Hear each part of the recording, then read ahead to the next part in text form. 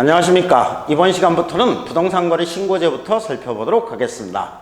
출제 비중이 높아서 매 시험마다 한 3문제 정도 출제가 되는 부분이니까 잘 정리해서 알아두셔야 되고, 여기서부터가 조금 어려운 파트가 되는 거죠. 그래서 이 법령 및 실무에서 고득점이 나오기 위해서는 이 부동산거래 신고제, 여기서부터 이 뒷부분을 잘 정리해서 알아두셔야 됩니다.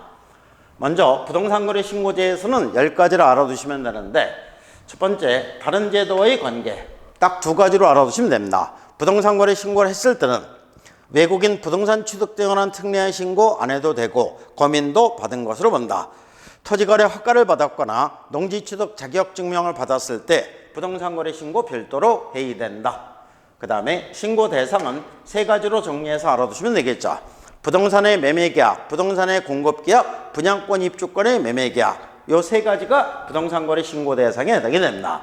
신고에 드는 내용은 공통신고사항이 5+2, 법인인 경우에는 2가지가 첨가가 되고 법인 외이자, 개인인 경우에 역시 2가지가 첨가가 되는 경우가 있게 됩니다. 반드시 신고에 드는 사항 5가지, 가장 핵심적인 사항이 실거래가. 실거래가를 신고하기 위해서는 거래한 거래 당사자가 있어야 되겠죠. 거래 당사자의 인적사항, 실거래가를 언제 계약을 체결해서 대금을 지급하느냐, 계약일, 중도금 지급일, 잔금 지급일, 거래상 부동산에 표시가 있어야 되겠죠.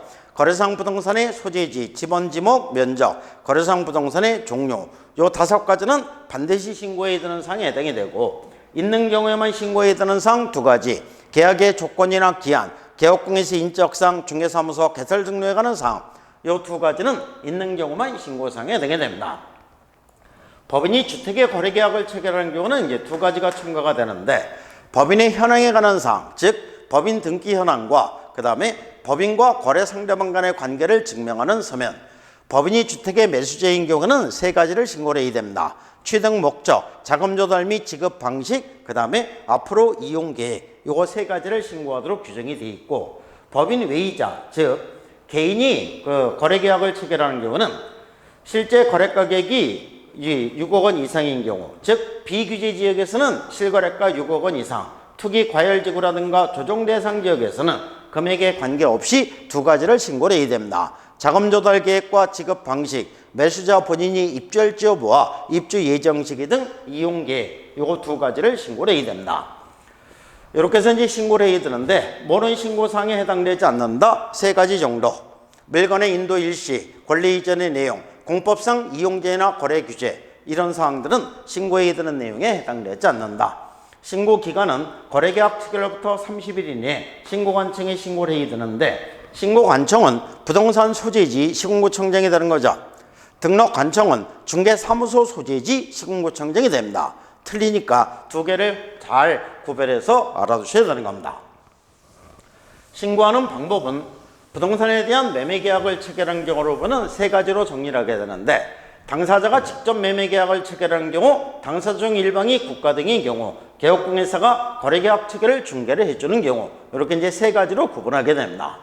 당사자가 직접 매매계약을 체결했을 때 부동산거래 신고는 당사자가 공동으로 신고를 해야 됩니다. 전자문서에 신고를 할 수 있고, 부동산거래계약 시스템에서 거래계약을 체결한 경우는 거래계약을 체결한 때 부동산거래계약 신고서 제출한 것으로 본다. 신고하는 방법은 부동산거래계약 신고서에 당사자가 공동으로 서명 또는 날인해서 신고관청에 제출하면 됩니다. 또한 대리인의 신고를 할 수 있는데, 대리인 신고는 어떤 신고만 가능하다? 방문 신고만 가능하고 전자문서엔 신고를 할 수 없다. 거래 당사 중 일방이 국가 등인 경우는 국가 등이 신고를 해야 되고, 다른 당사자는 신고 의무가 없는 겁니다. 개업공예사가 거래계약 체결을 중개를 해줬을 때 부동산거래 신고는 누가 해야 된다? 개업공예사가 신고를 해야 되고, 거래 당사자는 신고 의무가 없습니다. 전자문서엔 신고를 할 수 있고, 부동산거래계약 시스템에 의해서 거래계약 체결을 중개를 해줬을 때는 거래계약을 체결한 때 부동산거래계약 신고서 제출한 것으로 본다. 신고하는 방법은 부동산거래계약 신고서에 개업공예사가 서명 또는 날인해서 신고관청에 제출하면 되는데, 여기서는 3가지 사항을 주의해서 알아두셔야 되겠죠. 첫 번째, 이 부동산거래계약 신고서 서식에 거래 당사자는 서명 또는 날인을 해야 된다? 안 해도 된다? 안 해도 된다. 신고 의무가 없으니까.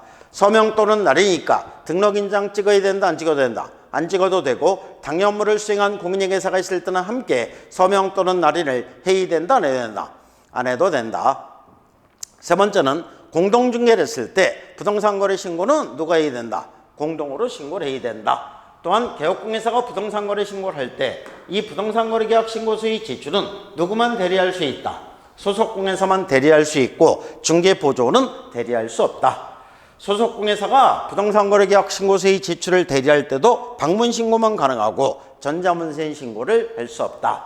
또한 부동산거래계약 해제 등의 신고를 하도록 규정이 되어 있는데 부동산거래 신고를 한 후에 이 거래계약이 무효 취소 해제됐을 때는 해제 등이 확정된 날로부터 30일 이내에 해제 등의 신고를 해야 되는데 해제 등의 신고는 누가 해야 된다? 거래 당사자가 신고를 해야 됩니다. 그러니까 개업공개사가 부동산거래 신고를 했어도 해제 등의 신고는 누가 해야 된다? 거래 당사자가 신고를 해야 된다는 것을 잘 알아두시고 개업공개사는 해도 되고 안 해도 되는 임의사항에 해당이 됩니다. 또한 부동산거래계약 시스템에서 해제 등을 한 경우에는 해제 등을 한 경우에 부동산거래계약 해제 등의 신고서를 제출한 것으로 본다라고 규정을 하게 됩니다. 신고 내용의 정정 및 변경. 정정은 어느 때 정정한다? 잘못 기재됐을 때가 정정이고 변경은 내용이 변경됐을 때가 변경신고사항에 해당이 됩니다. 신고 내용의 검증에서는 세 사람을 구별해서 알아두시면 되는데 검증체계를 구축해서 운영해야 한다는 사람은 누구? 국토교통부 장관. 이 체계에서 부동산 거래 가격의 적정성을 검증을 해야 한다는 사람은 누구? 신고관청. 신고관청은 검증 결과를 누구에게 통보를 해준다? 관할 세무관세의 장에게 통보한다. 그러면 관할 세무관세의 장은 국세 및 지방세 부과를 위한 과세 자료로 활용할 수 있다라고 규정을 하게 됩니다. 그 다음에 이제 주택임대차 계획이 신고입니다. 주택임대차 계획이 신고는 임대차 계약의 당사자가 신고를 해야 되는데 보증금이 6천만 원 초과, 그 다음에 월세는 30만 원 초과인 경우가 신고 대상에 해당이 됩니다. 임대차 계약 시기로부터 30일 이내에 공동으로 신고를 해야 됩니다. 공동으로 신고를 해야 되는데 주택임대차 계획 신고는 개업공개사가 임대차 계약 체계를 중개를 해줬어도 주택임대차 계획 신고는 누가 해야 된다? 거래 당사자가 신고를 해야 됩니다. 그렇기 때문에 주택임대차 계획 신고에서는 개공사가 등장하면 무조건 X가 되는 겁니다. 신고 지역은 특별자치시, 도, 시, 군 이렇게 되는데 군은 전체가 다 해당되는 게 아니라 광역시와 경기도의 군 지역만 해당이 되고 구 이렇게 됩니다. 그러면 신고 지역에 해당되지 않는 데가 어디입니까? 여기 광역시와 경기도 외에 나머지 군 지역이 되겠죠. 예를 들어서 충청북도 옥천군 신고 대상이 아니란 얘기입니다. 주택임대차 계약의 변경 및 해제 신고 특별한 내용 없고 다른 법률에 의한 신고 의제 임차인이 전입신고를 했을 때는 주택임대차 계획 신고를 한 것으로 본다. 그 다음에 임대사업자는 관련 법령에 따른 신고를 했을 때는 주택임대차 계획 신고를 한 것으로 보고 그 다음에 임대차 계약서가 제출이 되면서 주택임대차 계획 신고를 했을 때는 확정일자는 자동 부여가 됩니다. 여기에 위반했을 때 위반에 대한 제재로서 과태료 처분을 규정하게 되는데 신고하지 않고 거래 신고한 놈, 해제 등이 되지 아니했음에도 불구하고 해제 등의 신고를 한 놈은 3천만 원이 과태료. 그 다음에 거래를 했음에도 불구하고 30일 이내 거래 신고하지 않았거나 해제 등이 확정된 날로부터 30일 이내 해제 등의 신고를 하지 않은 거래 당사자는 500만 원이 과태료입니다. 그러니까 거래하지 않고 거래 신고한 놈은 3천만 원이 과태료, 거래를 하고 30일 이내 거래 신고하지 않았을 때는 500만 원이 과태료, 거래대금 지급증명자로 제출하지 않았을 때는 3천만 원이 과태료, 그 외의 자료를 제출하지 않았을 때는 500만 원 이하의 과태료 처분서에 해당이 됩니다. 부동산 거래 신고를 거짓된 내용으로 신고를 했을 때는 취득가액의 100분의 5 이하의 과태료, 거짓 신고를 요구하거나 조장하거나 방조한 놈은 500만 원 이하의 과태료, 전월세 신고 위반 100만 원이 과태료. 이때 이 과태료 처분은 신고관청에서 하게 되는데 신고관청에서 개업공개사에게 과태료 처분했을 때는 등록관청에 10일 이내에 통보를 해주도록 하고 있습니다. 그러면 문제를 보겠습니다. 다음 중 부동산거래 신고 등이라는 법령에 의해 부동산거래 신고를 해야 하는 경우는 모두 몇 개인가? 부동산거래 신고를 해야 되는 경우 세 가지로 정리했었죠. 부동산의 매매계약, 부동산의 공급계약, 분양권, 입주권의 매매계약. 임무경한 법률 나오는 순간 X, 신고 대상이 아닙니다. 그 다음에 부동산의 공급계약, 신고해야 되겠죠. 그 다음에 교환계약 나오는 순간 X가 되겠죠. 도시 및 주거환경 정비법에 따른 관리처분계획인을 취득한 입주로 선정된 지위, 입주로 선정된 지위, 그러면 입주권이 되겠죠. 매매계약, 신고 대상이 되게 됩니다. 그래서 니은, 리을 2번 이렇게만 찾으시면 되는 겁니다. 문제 2. 부동산거래 신고 등에 관한 법령상 부동산거래 신고에 관한 설명으로 옳은 것은 개업공인사가 매매계약 체계를 중개한 경우에는 거래 당사자와 개업공인사가 공동으로 거래 당사자는 신고 의무가 없는 거죠. X. 거래 당사자가 직접 부동산 또는 부동산을 취득할 수 있는 권리에 관한 매매계약을 체결한 경우는 거래 당사자가 공동으로 부동산거래 신고를 하여야 한다. 동그라미. 부동산거래 신고는 거래계약 체결로부터 60일 이내, 이게 60일 이내가 아니라 30일 이내 신고를 해야 되는 거죠. X가 되고, 거래 당사 중 일방이 국가 등인 경우에는 부동산거래 신고하지 않아도 된다. 국가 등이 신고를 해야 되고 다른 당사자는 신고 의무가 없습니다. 지방공기업법에 따른 지방공사와 개인이 매매계약을 체결한 경우 양당사자는 X가 되겠죠. 지방공사가 신고를 해야 되고 그 다음에 이 개인은 신고 의무가 없는 겁니다. 그래서 정답은 2번이 됩니다.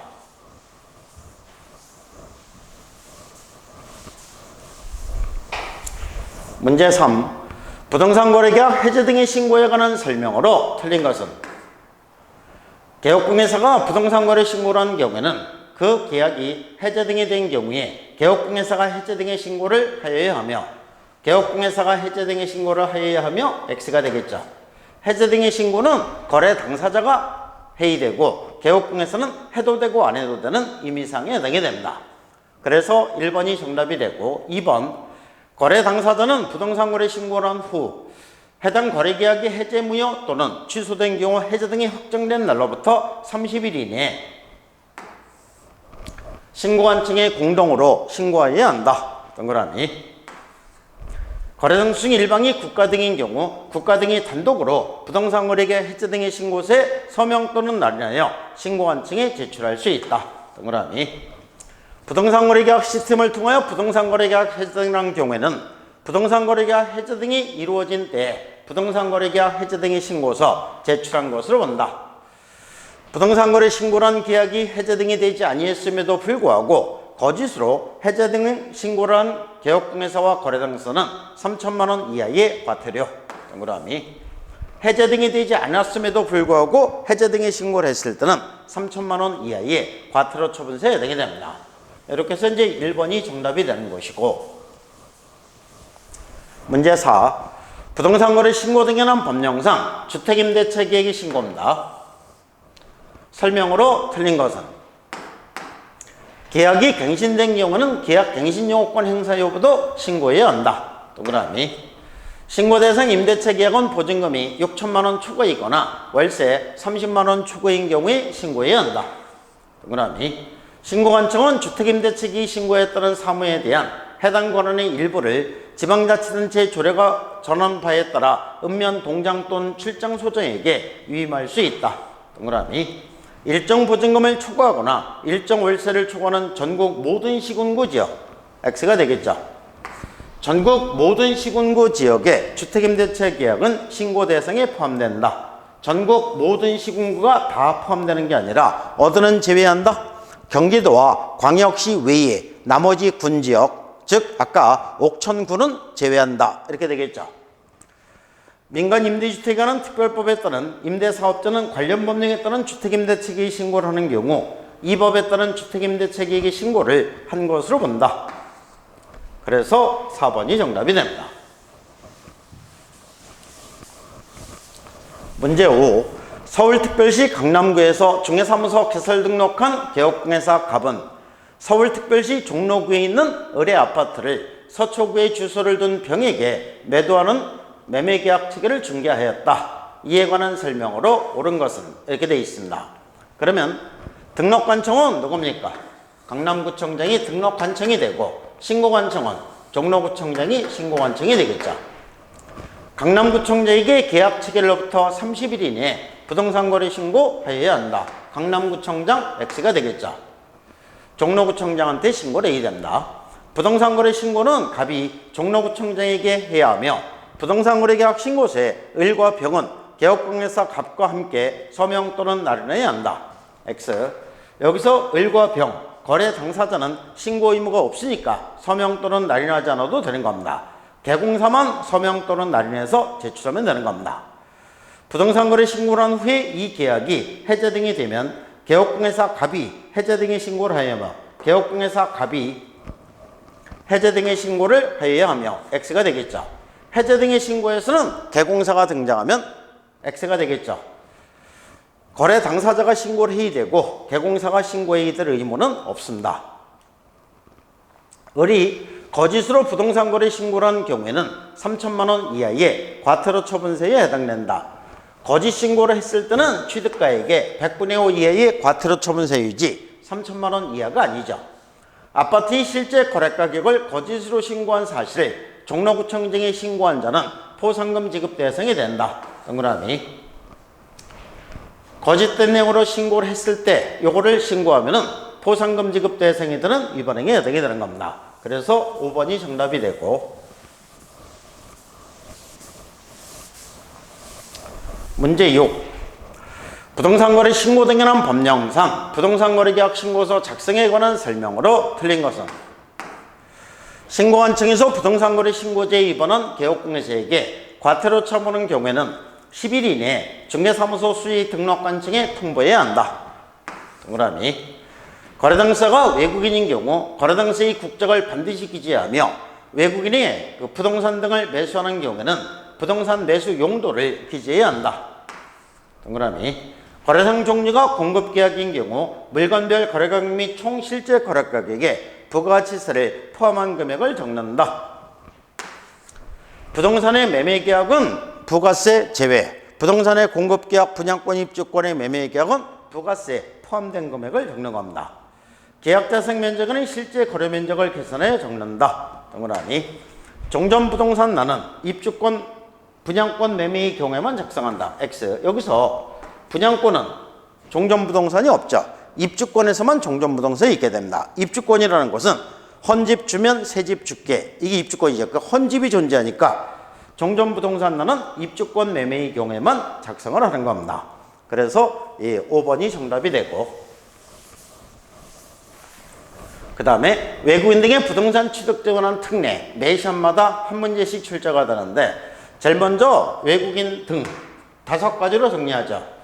국적을 기준으로 대한민국 국적을 갖고 있지 않은 사람은 당연히 외국인이고, 근거법을 기준으로 이 외국의 법령에서 설립된 법인 또는 단체는 외국인이고, 사람을 기준으로 사원의 2분의 1 이상 업무를 집행하는 사원의 2분의 1 이상이 외국인에 해당되는 법인 또는 단체는 외국인이고, 돈을 기준으로 자본금의 2분의 1 이상 의결권의 2분의 1 이상을 외국인이 갖고 있는 법인 또는 단체는 외국인이고, 기타 외국 정부라든가 국제기구는 당연히 외국인에 해당이 됩니다.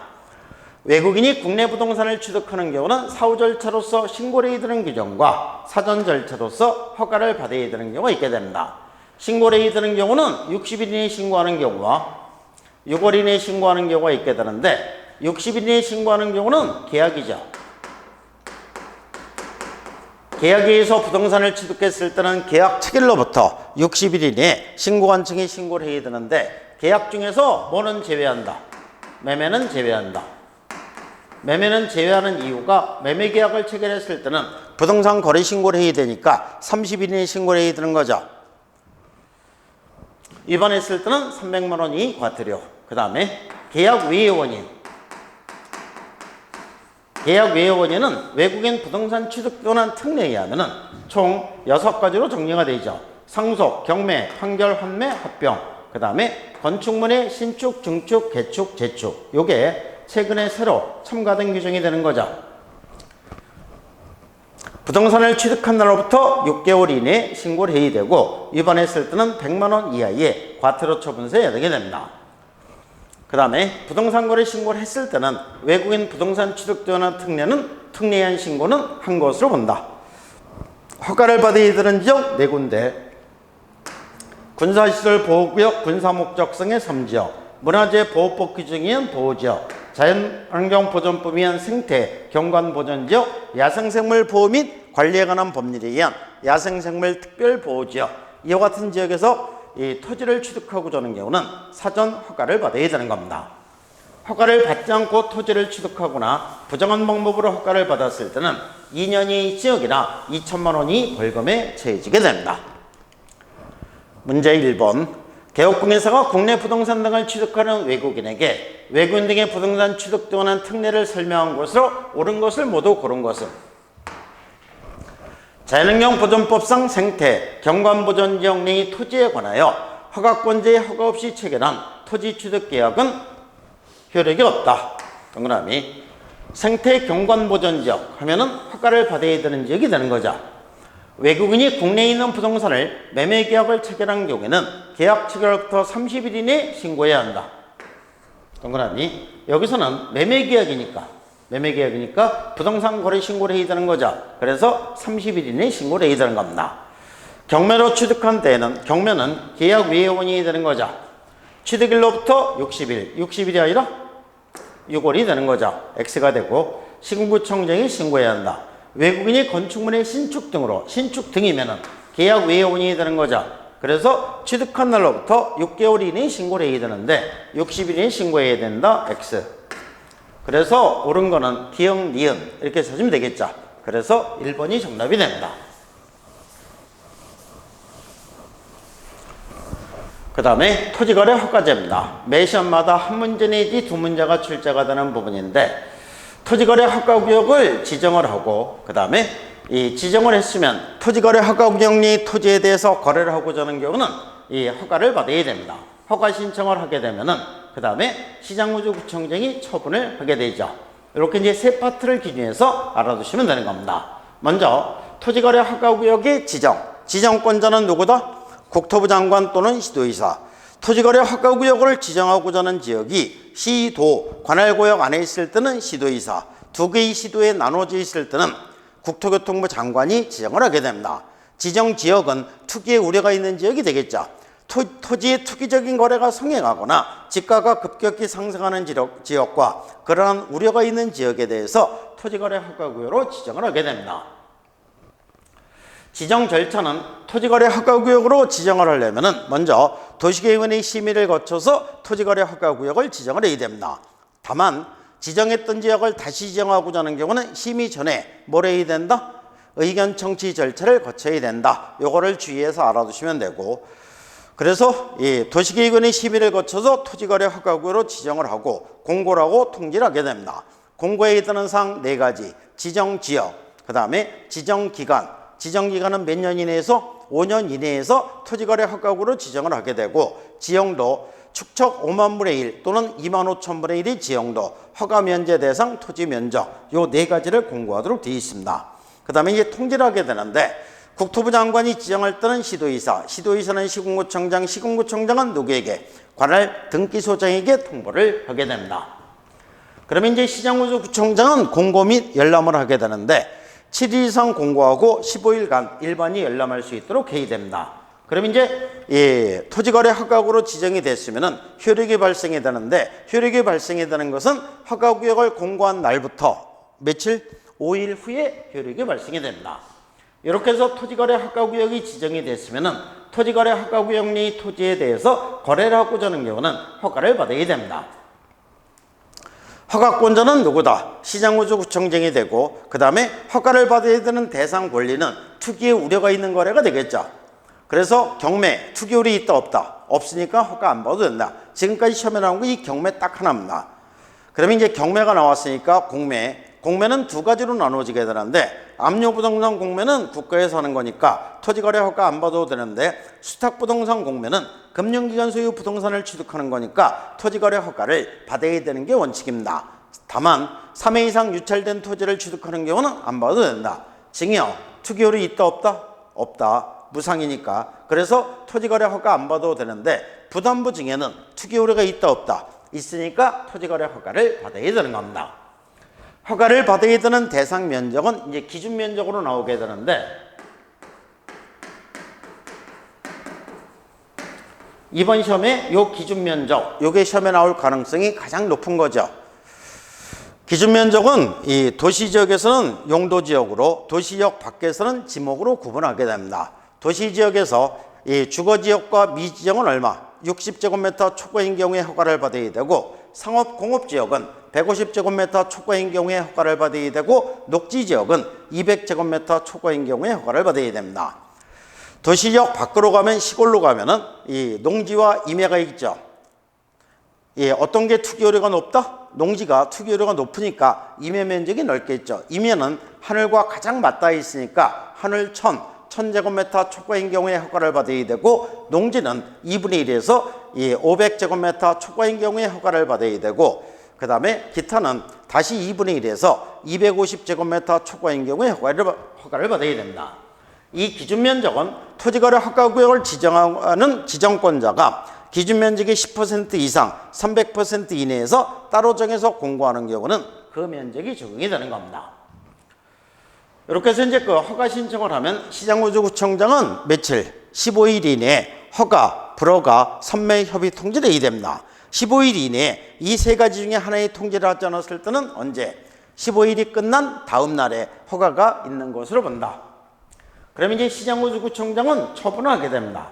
투기 우려가 없으면 허가를 해주는 거고, 투기 우려가 있으면 허가 못 해주는 거죠. 투기 우려가 없는 가장 대표적인 게 뭡니까? 실수요성. 2년 동안 허가받은 목적대로 이용을 해야 되고, 사업용 토지로 허가를 받았을 때는 4년, 현상보존 등은 5년 동안 허가받은 목적대로 이용을 해야 됩니다. 그런데 여기서 이제 주의해서 알아두셔야 되는 게, 농업인이 농업을 영위해서 농지를 취득하기 위해서 허가를 신청했다. 그러면은 투기 우려가 없으니까 허가를 해주는 거죠. 허가를 받았을 때 이 이용 의무 기간은 2년입니까? 4년입니까? 2년. 요거는 실수요성으로 들어가는 겁니다. 농업인이 농업을 영위하는 것은 실수요성이지 사업용이 아니라는 얘기입니다. 사업용 토지가 되려면 반드시 사업자가 들어갔을 때만 사업용 토지가 되는 겁니다. 이와 같은 기간, 실수요성은 2년, 사업용은 4년, 현상보존 등은 5년 동안 허가받은 목적대로 이용을 하지 않으면 이행명령을 하게 되는데, 이행명령은 3개월 이내에서 기간을 정해서 이행명령을 하게 됩니다. 이행명령을 했음에도 불구하고 허가받은 목적대로 이용하지 않으면 이행강제금을 부과하게 되는데, 이행강제금은 얼마? 취득가액의 100분의 10 이내에서 대통령령이 정하는 이행강제금을 부과를 하는데, 방치를 했을 때는 10%, 임대 등은 7%가 되겠죠. 변경은 5%가 됩니다. 이행강제금의 부과 횟수는 1년에 한 번, 허가받은 목적대로 이용을 할 때까지 반복해서 이행강제금을 부과를 하게 되고, 이행강제금을 부과받고 허가받은 목적대로 이용을 할 경우에는 새로운 이행강제금의 부과는 즉시 중지하되, 이미 부과된 이행강제금은 징수를 해야 된다, 안 해야 된다? 징수를 해야 된다. 이렇게 되겠죠. 불허가 처분했을 때는 이 매수 청구를 할 수 있는데, 그러면 그 시장구조구청장은 국가지방자치단체 공공단체로 하여금 이 토지를 매수하게 할 수 있는데, 싸게 산다, 비싸게 산다, 싸게 사야 되겠죠. 그래서 공시지가가 됩니다. 선매협의 통지를 할 수 있는데, 선매협의 대상이 되는 토지는 몇 가지? 딱 2가지입니다. 허가 신청하는 공익사업용 토지와 허가받은 목적대로 이용하지 않고 있는 토지, 여기 2개 토지가 선매협의 대상이 되는 토지가 됩니다. 선매협의 절차는 허가 신청을 했으면 15일 이내에 선매협의 통지를 하게 되고, 허가 신청을 받은 날부터 1월 이내에 선매자를 지정해서 통보를 해주게 됩니다. 그러면 선매자는 지정 통지를 받은 날부터 15일 이내에 선매협의에 착수해서 지정 통지를 받은 날부터 1개월 이내에 선매협의를 완료하고 선매협의조서를 작성해서 시장구조구청장에게 제출해야 됩니다. 선매 가격은 비싼 값에 산다, 싼 값에 산다. 비싼 값에 사야 되겠죠. 그래서 감정가격이 됩니다. 선매협의가 성립되지 않았을 때는 이때 허가 또는 불허가 처분을 하게 됩니다. 그래서 이제 토지거래 허가제에서는 이런 기본 개념들을 알아두시면 되는 겁니다. 문제 1. 부동산거래 신고 등에 관한 법령상 토지거래 허가 대상 기준 면적을 설명한 내용 중 틀린 것은? 허가구역 지정권자는 허가를 요하지 아니하는 토지의 면적을 따로 정하지 않았음. 도시지역 외의 지역에서 지목이 대인 경우. 그러면 요거는 기타 지역으로 들어가는 거죠. 도시지역 외의 지역에서 지목이 대인 경우는 기타 지역으로 들어갑니다. 250제곱미터 초과인 경우에 허가를 받아야 되니까 300제곱미터의 토지 허가 대상이다. 동그라미. 도시지역 내 공업지역은 150제곱미터 초과인 경우에 허가를 받아야 되니까 120제곱미터의 토지는 허가 대상이 아니다. 동그라미. 도시지역 안에서 용도지역을 정하지 않은 경우 미지역은 주거지역과 미지역은 60제곱미터 초과인 경우에 허가를 받아야 되는 거죠. 100제곱미터의 토지는 허가 대상이다. 허가구역이 지정 당시 기준면적을 초과하는 토지를 허가구역 지정 후 해당 토지를 공공목적이 아닌 사유로 분할하여 기준면적 이하로 된 경우 분할 후에 최초의 토지거래 계약은 허가 대상에 포함된다. 도시지역 안에서 주거지역은 60제곱미터 초과인 경우에 허가를 받아야 되는 거죠. 그러면 70제곱미터면은 허가 받아야 되겠죠? 허가 대상이 아니다. X. 그래서 5번이 정답이 됩니다. 기준 면적이 이게 올해 개정이 된 내용이니까는 이번 시험에 나올 가능성이 가장 높은 이런 내용에 해당이 되는 겁니다. 문제 2. 부동산 거래 신고 등에 관한 법령상 토지거래 허가구역에 관한 설명으로 틀린 것은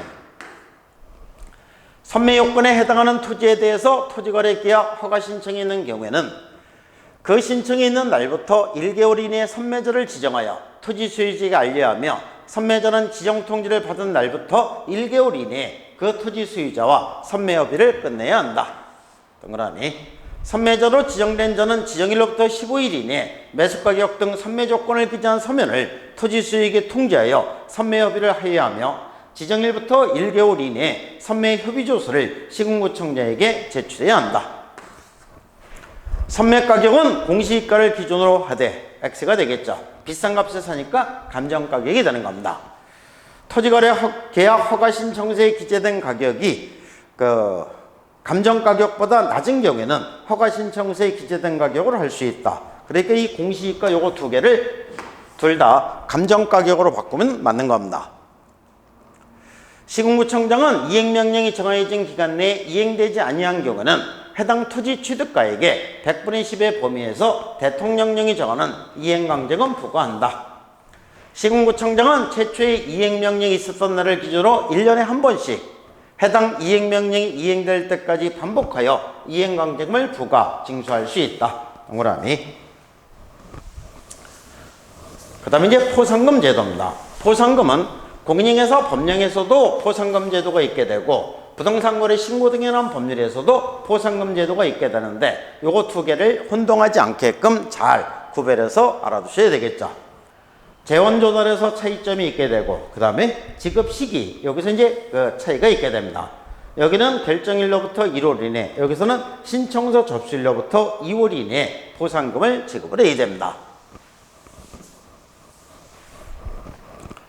문제. 다음 중 부동산 거래 신고 등에 관한 법령상 포상금에 대한 기술 중 타당하지 않은 것은 포상금 지급에 드는 비용은 시군구의 재원으로 충당한다. 동그라미. 신고관청 또는 허가관청은 포상금 지급 신청서가 접수된 날부터 2개월 이내에 포상금을 지급해야 한다.